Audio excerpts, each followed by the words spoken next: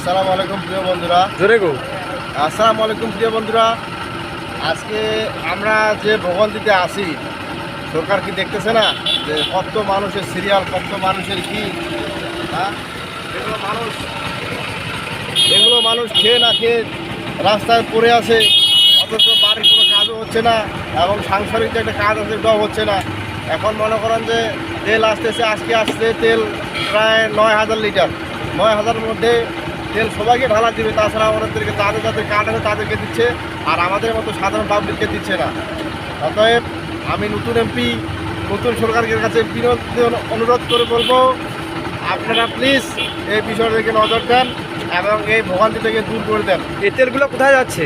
এই তেলগুলো মনে করেন যে আপনাদের মতো যাদের যাদের পাম্পের আশেপাশে বাড়িগুলো আছে তারা মনে করেন যে রাতের অন্ধকারে নিয়ে পাচার করে দিচ্ছে।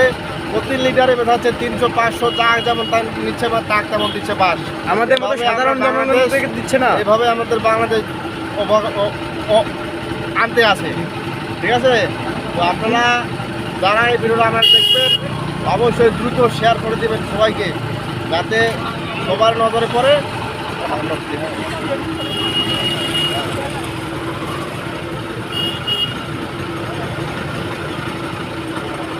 এত মানুষ এরা কোথেকে আসছে একটু বর্ণনা দিন। বহু মানুষ সকাল 5টার সময় আসছি ভাই, আমি এখনও কোনো তেল তুল পাই নাই। আমার পেটে কোনো পর্যাপ্ত পরিমাণে খিদা লাগছে, তো আমি এখনও রাস্তায় এখানেই বসে আছি।